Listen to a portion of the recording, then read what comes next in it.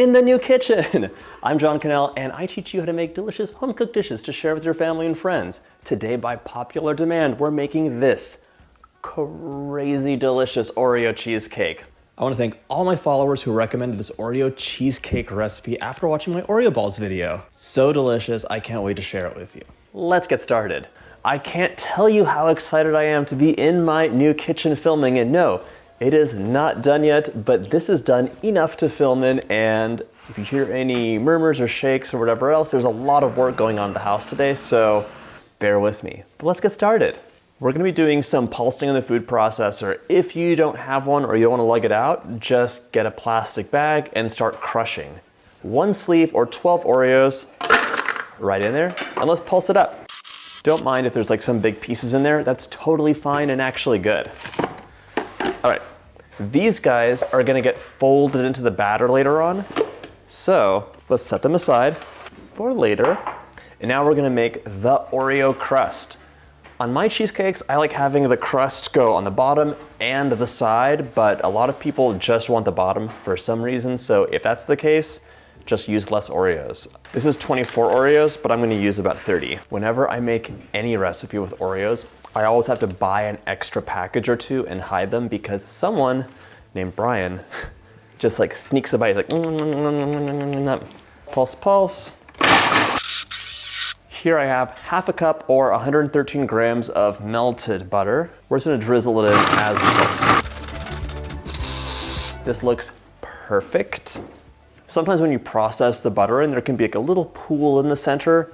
That's fine, just mix it in by hand with your spatula, but this came out perfect. I'm doing an optional step here. It's not a crazy person step though, because if you've ever gotten a cheesecake off of this springform base, you know it can be a little harrowing. You've been through a lot, you're like, this cheesecake, it has to work out. A little bit of parchment paper at the bottom will make things so much easier. I am channeling some elementary snowflake vibes, and I'm just going to fold it several times, and then estimate the center and just cut, cut, cut.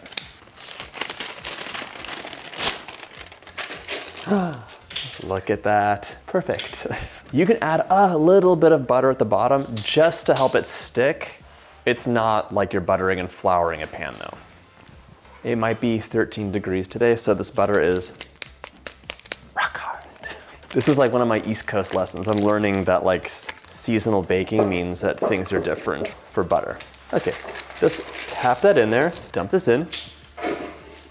Spread it out. I want to spread it towards the edges. That's where most of the crumbs are going.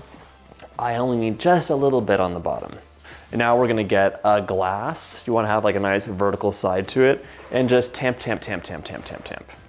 So move those crumbs on up. And if you have like a blank space on the bottom, don't worry about it. There we go. Nice. And if you wanna make a mud pie, which is like so rich and chocolatey and delicious, click up here for that recipe. It is just the business. It's like very indulgent. This gets set aside into the fridge to chill out for however long it takes you to make the batter. You just want to firm it up a bit so it's going to be a bit more stable. Into the fridge you go. This is a fridge. For the filling, we need room temperature cream cheese. So if it's really cold like it is right now, you're going to want to have the microwave warm this up for you. Take it out of the foil first though. I set this really close to the oven and it warmed up really nice.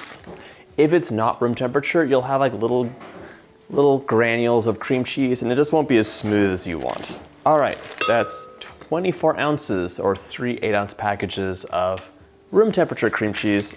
You can add in your half teaspoon of salt right now, as well as 1 full cup of sugar, but let's run this first.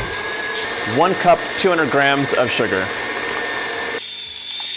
You let this run for a minute, but first, let's just give it 1 little scrape.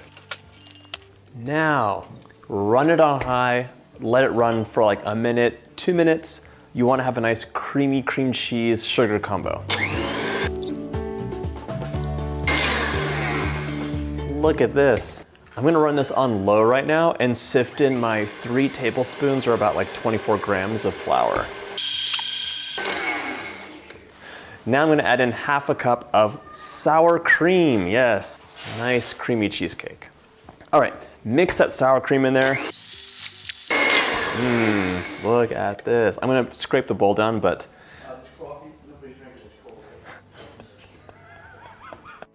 I will scrape the bowl down, but I wanna show you. These are like beautiful, glossy, homogeneous peaks. That's what you want. If you're really struggling with your cheesecake, and it totally happens, it's not your fault all the time. It's never your fault.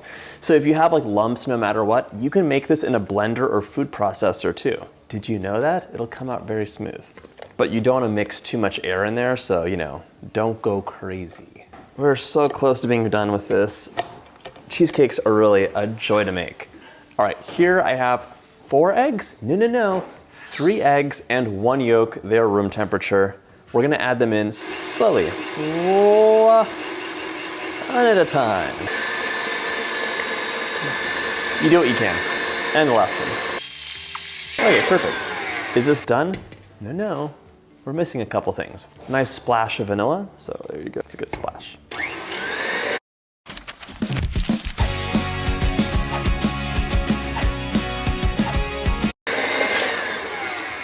And 2, the Oreos. Okay, let's add those in, but we're gonna fold them by hand. And here's the deal. You can either dump all the Oreos in that you roughly chop, or you can layer them in. I'm gonna layer them in. Look at this, oh my gosh.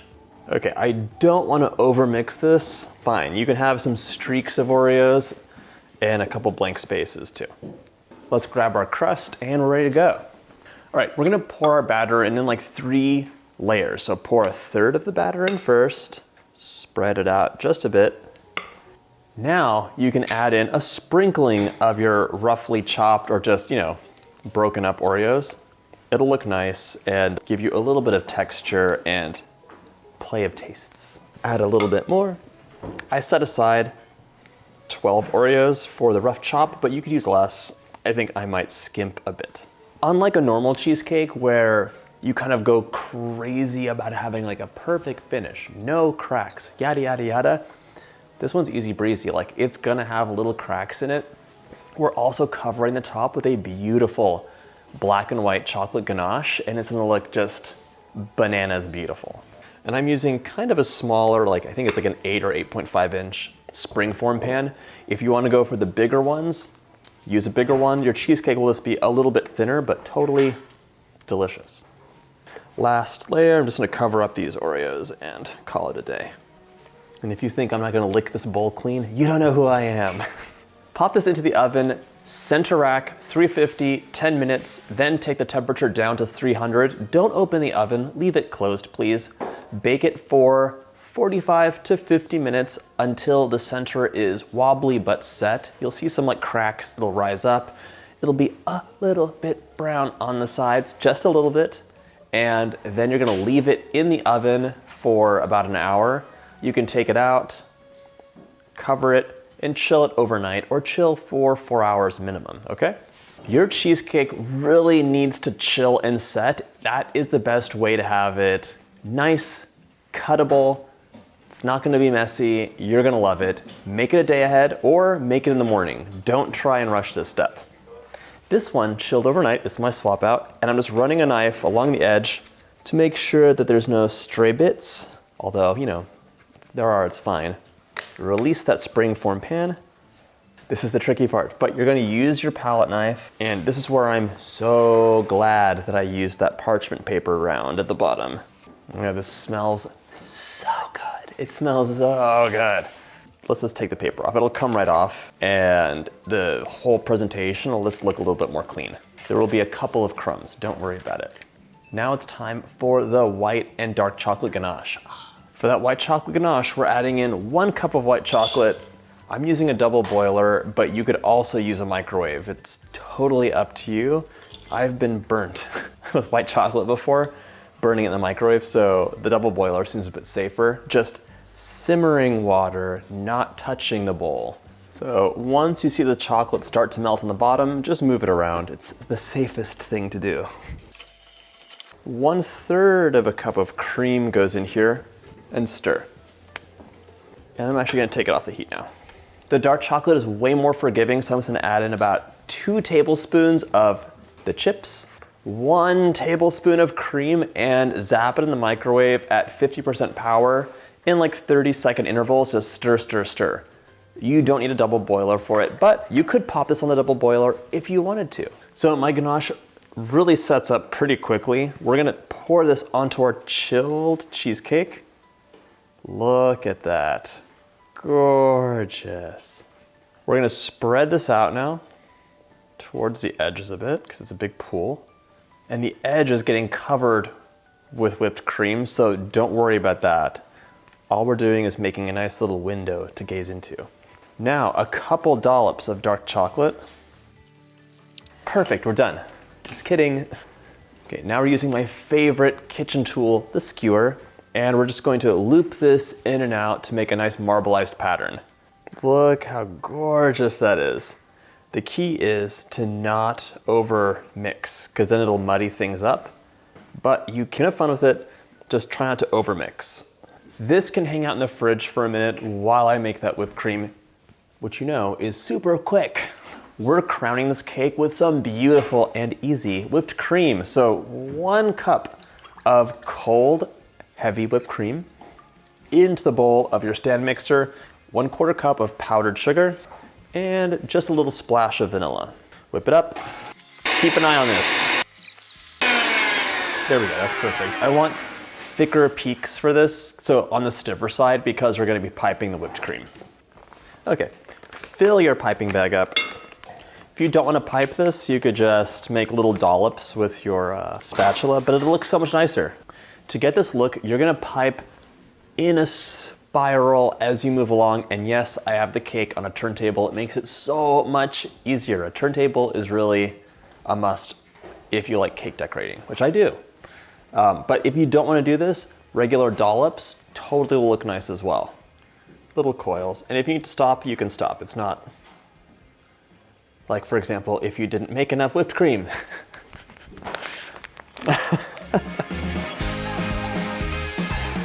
That was just close enough. We're gonna garnish this cake with some Oreos, but it'll look nicer if they're cut in half, so I'm just gonna score mine with a sharp knife and chop.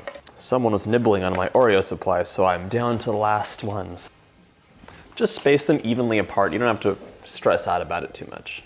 This is actually all chilled and set up. That ganache really hardened quickly. This room is like a refrigerator right now. If you like this recipe, check out my mud pie. It has an Oreo crust, chocolate, everything, and you will love it. But in the meantime, it's time for a bite. Oh my gosh, that was so good. I kind of want to just keep like... I need to thank all of you